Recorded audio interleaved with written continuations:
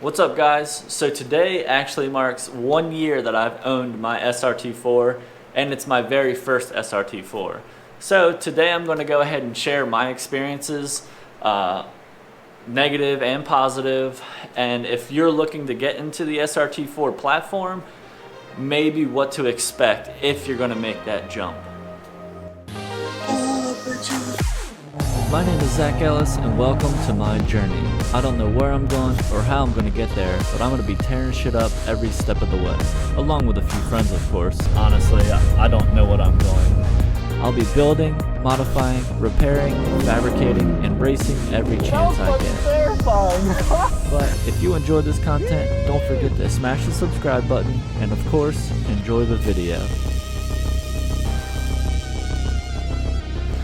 It's a cold one today, 27 degrees. No bueno.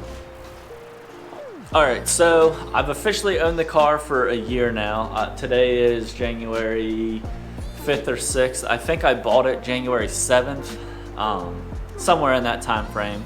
But over the course of that year, a lot has changed. My opinion on the car has changed. Since this is my first one, my opinion prior to owning this vehicle was just off of forums, things that I've Googled, things like that. I never actually had my own opinion until now. So when I first bought this car had 67,000 miles on it, and it was bone stock. I'm actually the third owner of this car. The original owner had it for about 45,000 miles, and then the second owner had it from 45 up to 67, and then they traded it in, I guess, to purchase a new vehicle. The dealership that I bought it from purchased this vehicle at auction, and then a few months later I ended up purchasing it. I brought it home, I was tickled to death to have the car, and I decided it might have been maybe a month of owning the car. I was like, man, I'm gonna take it to the Cars and Coffee when the season starts. Get to the Cars and Coffee, and I met another SRT4 owner. His name's Matt Smith. He, we hit it off right away. He was telling me about his car, which he's owned for 11 years, which is pretty cool, I think he's also the third owner of his car, if I'm not mistaken. So we got talking a little bit, and I told him, I was like, man, I'd love to race this thing. And he was like, yeah, drag racing or what? I was like, honestly, I'd like to take it on a road course. Well, sure enough, he was like, yeah, I got a friend who's going to be here in a little bit, and he does that kind of stuff. He has a turbo MR2. His name's Kyle Brown. So Kyle Brown pulled up in his MR2. He engine swapped it with a turbo kit on it, and he goes to all the track days, and he was really big into autocross. So I went ahead, I picked Kyle's brain a little bit, and he kind of gave me the direction to get into autocross, and that's kind of what set the path for what this vehicle is now and where the vehicle's going to be in a year from now. So I went ahead and I registered for my first autocross event. I think it was June was my first event. Might have been May, and I was instantly hooked. I had already purchased some aftermarket parts for the car, but I wanted to make it a point to race the car in a completely stock form. So stock suspension, stock tires, nothing done to the car at all. So as I change it, I can actually notice the progression of the vehicle, which again, as 2021, when this was occurring, I'm a very few, I would say, in the country with a bone stock SRT4 at that point. I'm sure there's plenty of people out there, whoever's watching this video, I'm pretty sure you probably have an SRT4 and you would probably have killed to have a stock form of what you have now. Only because buying a stock one cuts out all chances of buying someone else's shitty work.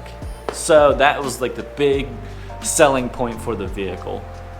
And with that research is that has dictated what modifications I've done to this car.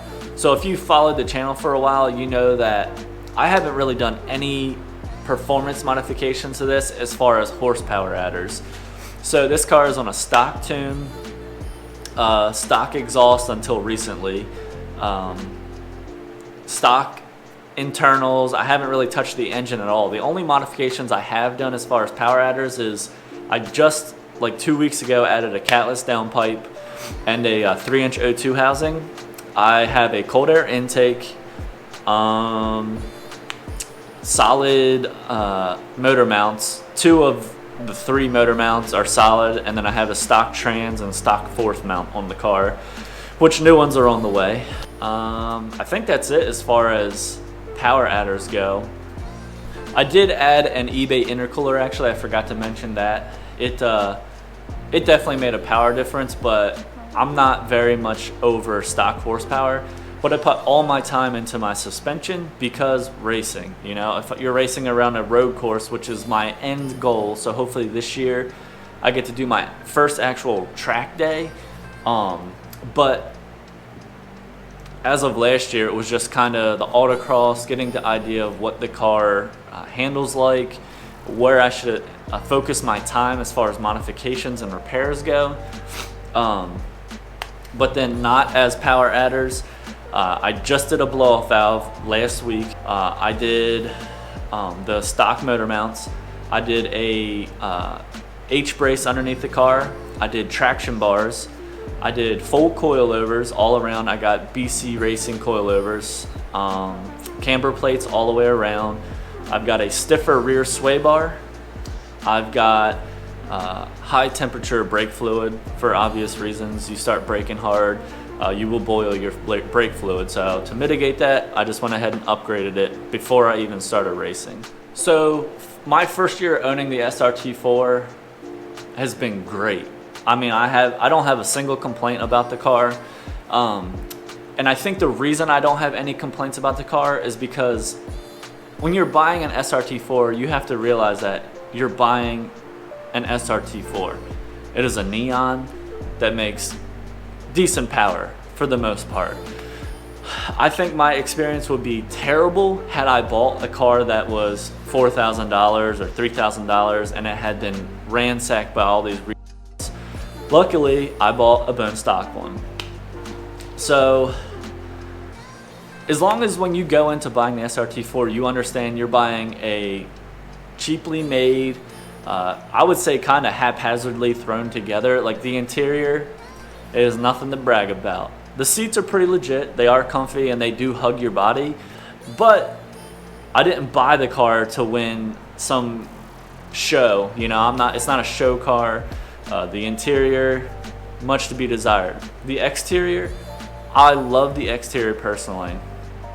My paint was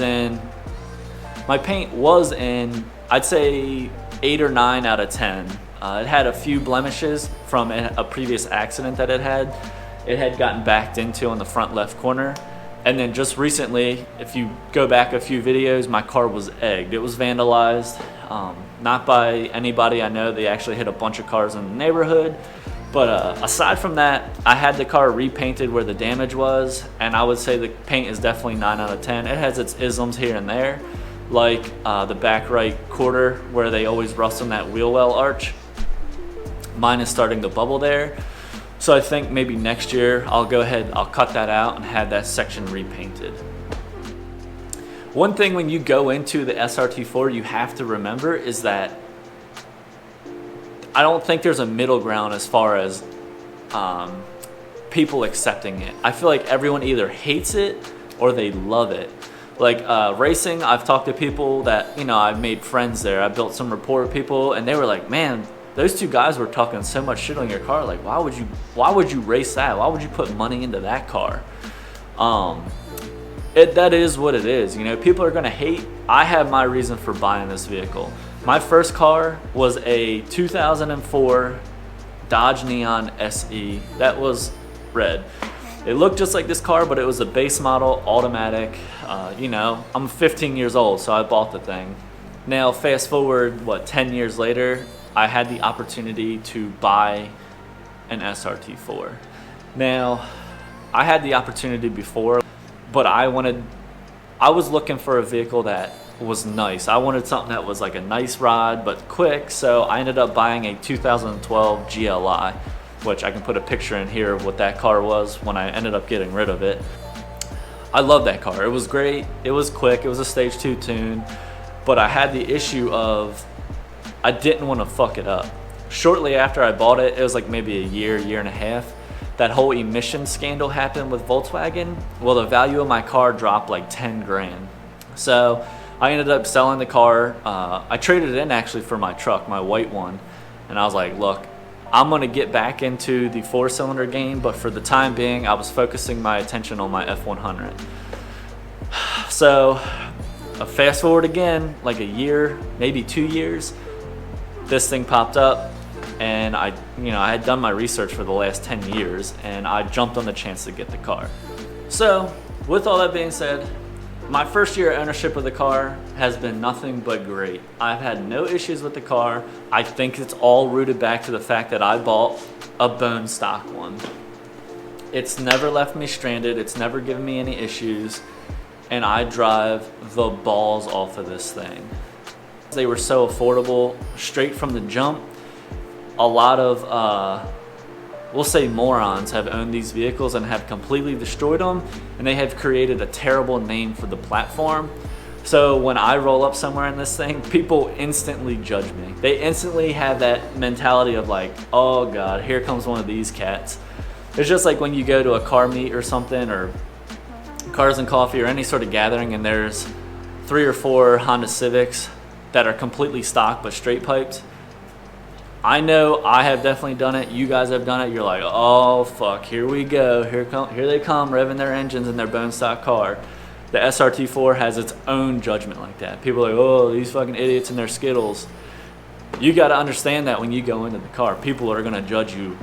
If you're going to buy an SRT4 and you really have the intentions of like wanting to drive the car and not have to constantly work on it and fix it, your best bet is to save up extra 2 or 3 grand and buy one that hasn't been hacked up. I personally, I never want to buy someone else's project, so I had to absolutely jump on this car when I saw it was stock. My experiences with the car have been great, and I know plenty of others out there have had nothing but great experiences and are, I don't know if I'd say loyal to the platform, but love the platform and have nothing bad to say about it. Obviously, aftermarket scene could be bigger, but the car was made 3 years, so you, again, know what you're getting yourself into. If you're trying to get this car and you want to make 700 horsepower, it's not impossible. I won't say it's easy, but it's not impossible. But maybe your attention's better spent on, I don't know, a Camaro or something, you know, like a Catfish Camaro, where you can pick them up for a decent price, and hitting that number is going to be more obtainable. Either way, if you guys are interested in more SRT4 content, racing content, general automotive content, or seeing kind of my journey with the car going from straight street car into something that hopefully I'd like to get to grid life and do solely track events, subscribe to the channel, like this video, and comment down below if there's something that you think I'm completely wrong about, or if there's something that you'd like to see me do to the car, or corrections that you think I need to make. But other than that, man, I'll see you guys on the next video. Thanks for sticking around.